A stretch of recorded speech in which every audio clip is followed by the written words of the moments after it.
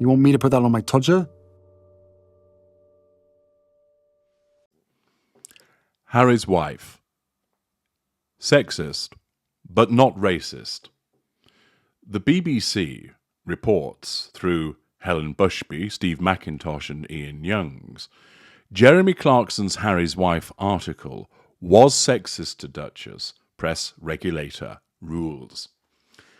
Good news for Harry's wife? Well, it would appear so, but let's dive in and learn more, and also explore what Harry's wife's reaction to this would be if she were made aware of it, which undoubtedly she would.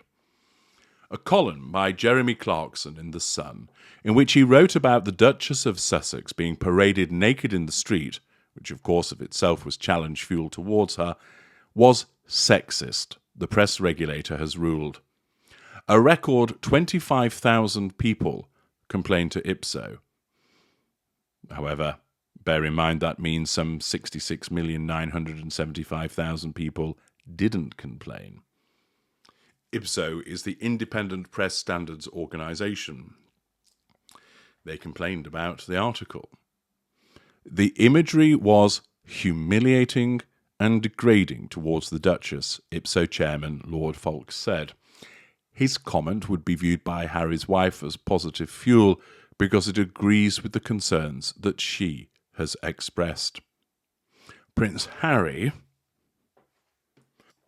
and Harry's wife accused Clarkson of spreading hate rhetoric, embellishment, exaggeration.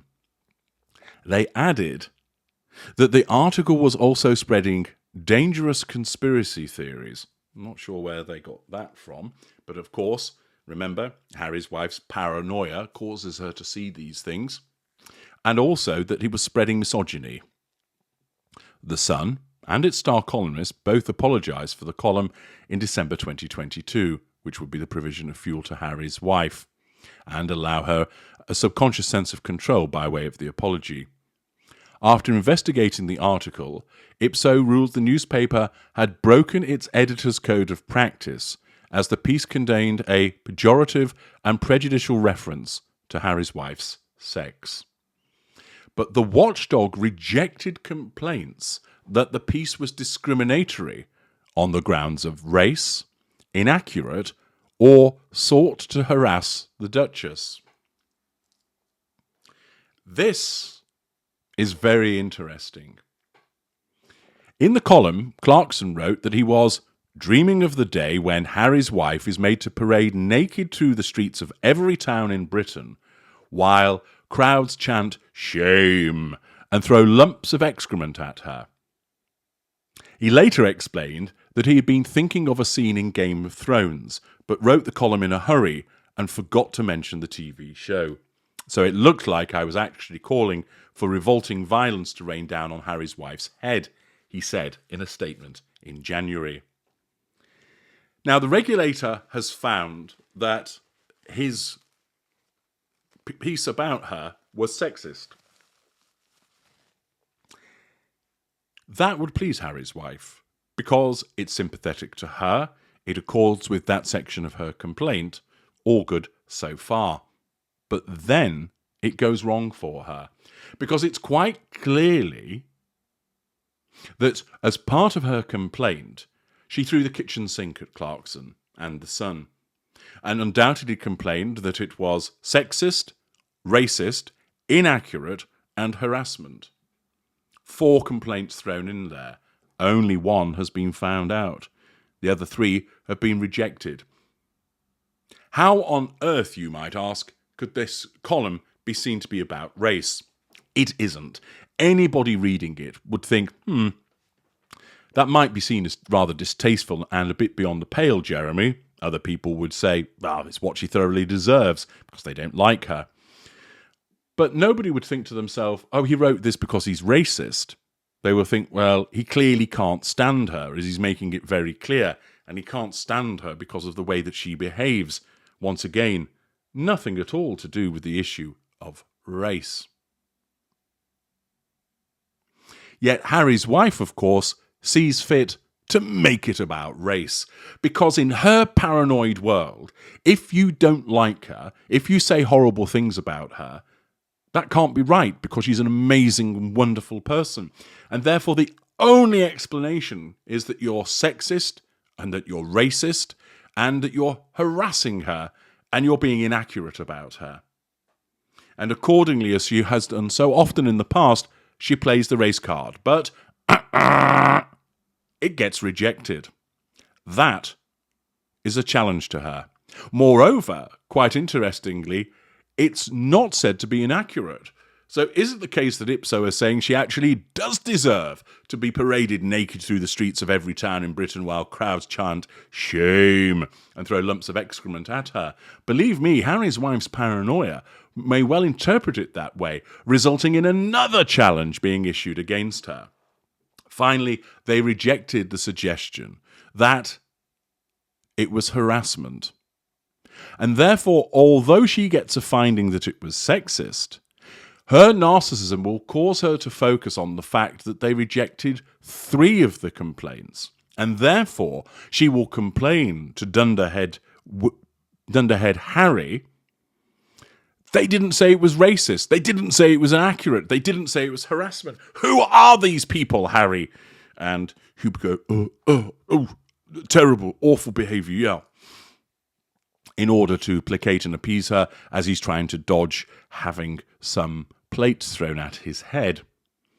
She will not be pleased by this outcome.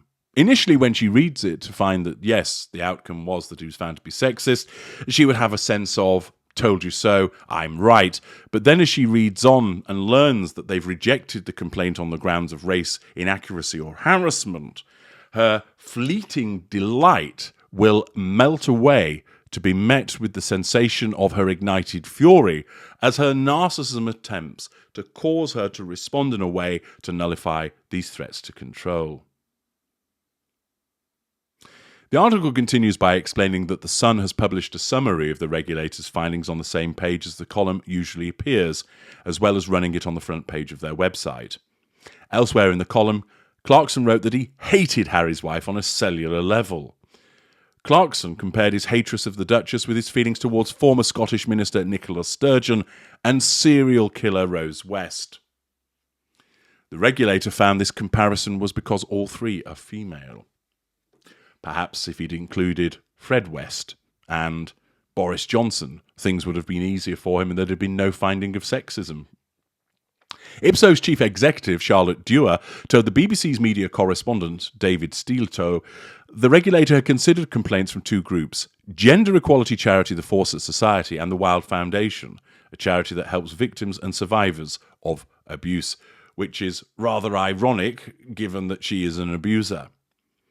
When asked if the newspaper would have to pay a fine, she responded, the remedy that the committee required is the publication of its upheld decision to let not only the readers of The Sun but also the wider public know about the reasons for the finding. Ms. Dewar was also asked about the 6 months that it had taken to produce the report. It doesn't take very long to form a personal opinion about the article, but that was not the job of the regulator, she said. Our job was to consider whether or not there was a breach of the editor's code. We conducted a fair, independent, impartial and thorough investigation, and we are announcing the findings today. The BBC has contacted Prince Harry and Harry's wife for comment, along with Clarkson. The Fawcett Society's chief executive, Jemima Olchrasky, called Clarkson's column vile and offensive. This was a particularly egregious example of media misogyny, and our case was that the language in it and the tropes that Jeremy Clarkson used added up to sexism and discrimination against Harry's wife that was harmful to her, she told the BBC. She called for an investigation into how these toxic comments made it onto the pages of one of our biggest newspapers. Senior Labour MP Harriet Harman, or she's often known as Harriet Harperson, the Society's incoming chairwoman, called Ipso's ruling a big step forward for women in the battle against sexism in the media. Interestingly, Harry's wife didn't actually lodge a complaint herself. Undoubtedly, she didn't feel it was necessary because plenty of other people were doing it on her behalf. In fact, I suspect that it would have been arranged that an organisation would do it on her behalf to provide some distance between her name and it. Nevertheless, her reaction remains the same upon learning of it. I'm H.G. Tudor. Thank you for listening.